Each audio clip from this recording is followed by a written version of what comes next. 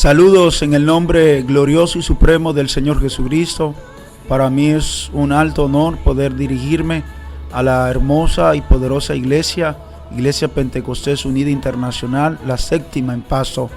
Gracias al pastor Jairo que me da esta oportunidad.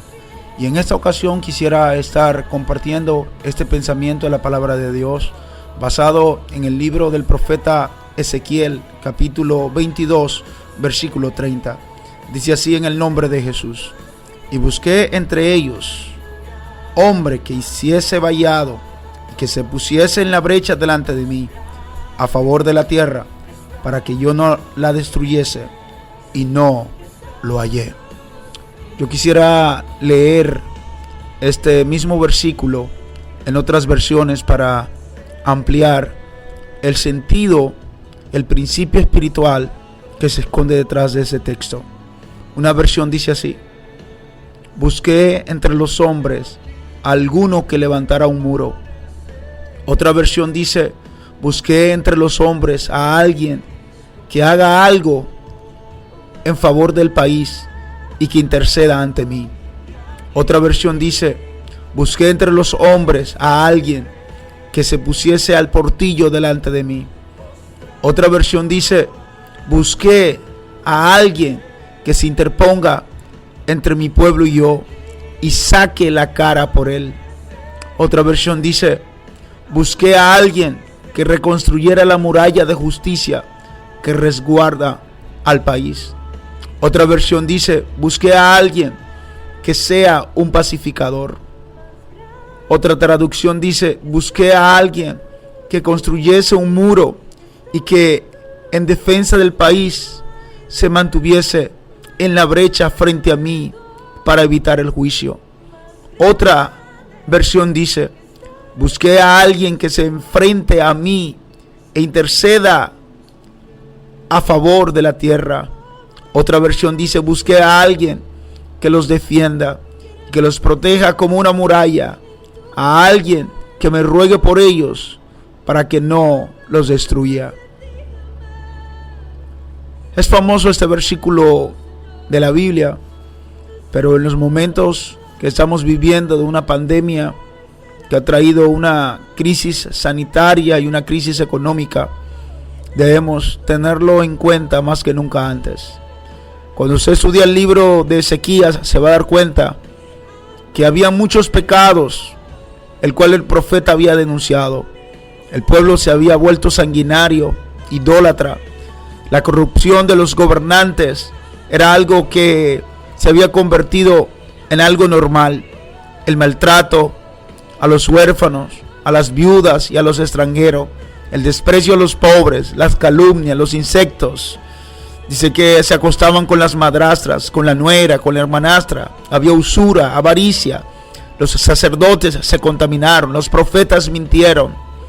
Y había un conjunto sin fin de pecados que estaban reinando en el pueblo. Y obviamente, como Dios es un Dios infinitamente santo, que no tolera el pecado en ninguna forma ni cantidad, se había enojado con el pueblo. Y es aquí donde entra ese texto y dice: busqué a alguien que rogara, a alguien que se pusiera en la brecha, a alguien que implorara mi favor para no destruir el pueblo, y no lo hallé. Quiero que sepa, iglesia, que si en ese momento de pánico mundial, si en este momento donde muchas familias se están vistiendo de luto, donde reina la desesperación, si nosotros no despertamos en oración y ayuno, si nosotros no quebrantamos nuestros corazones en lágrimas delante de la presencia de Dios, intercediendo por ese mundo, no solamente le habremos fallado a Dios, sino que le habremos fallado a nuestra raza. Si no despertamos y rasgamos nuestros corazones y dejamos la pereza, dejamos la carnalidad y nos metemos seriamente en oración y ayuno, le habremos fallado a nuestra generación. Que Dios nos guarde, que después que pasen los años, quede escrito en el libro de Dios que para esa pandemia Dios estuvo buscando en la tierra una iglesia humillada, una iglesia quebrantada, una iglesia en oración y ayuno, y no la encontró. Que Dios nos guarde. Iglesia, vamos a despertar, vamos a unirnos en oración y ayuno. Y como dice la Biblia en el libro de Joel, capítulo 2, que a nosotros nos gusta mucho el versículo 28, donde dice: y después de esto derramaré de mi espíritu sobre toda carne. Pero antes de ese texto habla de una convocación a la oración y el ayuno. Habla de rasgar nuestros corazones. Habla de humillarnos, de buscar la presencia, de arrepentirnos delante de Dios. Y después de esto, dice Dios, va a derramar de su espíritu sin acepción de persona.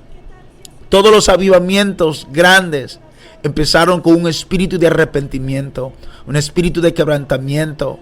Pero no podemos esperar el avivamiento más grande de la historia haciendo las mismas cosas que hacemos. Es tiempo de dejar la rutina, es tiempo de dejar el conformismo, es tiempo de dejar el letargo espiritual, es tiempo de despertar, es tiempo de sacrificar nuestra pereza, los deseos de la carne y buscar el rostro de Dios con santa desesperación. Y si como iglesia nos despertamos en este tiempo, realmente es porque no hay ninguna otra manera de despertarnos. Porque si una madre cristiana, sabiendo que hay un virus letal que acecha y en cualquier momento puede cobrarle la vida a su hijo, si una madre cristiana sabiendo eso, ni siquiera así ora y ayuna, es porque no hay manera de que ore y ayuno. Si hay un padre cristiano sabiendo que hay un virus letal que está matando gente, muchos de ellos están cayendo como moscas en las calles, en las vías públicas, sabiendo que su familia está en peligro. Si no ora, si no ayuna, si no se quebranta delante, sabiendo que su familia está en peligro, si no ora, si no ayuna, si no se quebranta delante de Dios, realmente es porque nuestros corazones se han endurecido, es porque nuestros corazones se han engrosado contra Dios.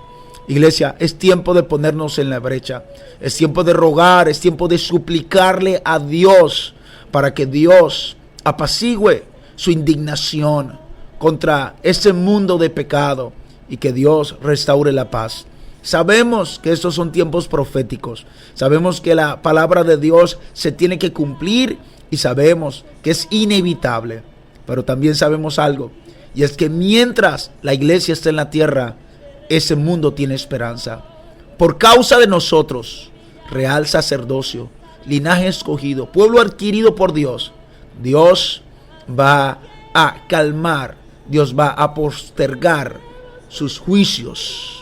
Mientras haya iglesia, tenemos la responsabilidad de clamar a Dios para que Dios no derrame sus juicios. Mientras haya iglesia, hay esperanza para ese mundo.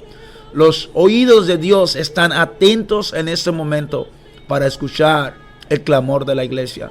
Es tiempo de sacudirnos, es tiempo de despertar, es tiempo de dejar lo superficial, los ayunos y las oraciones superficiales y meternos de lleno con Dios para que Dios traiga calma y para que Dios traiga el avivamiento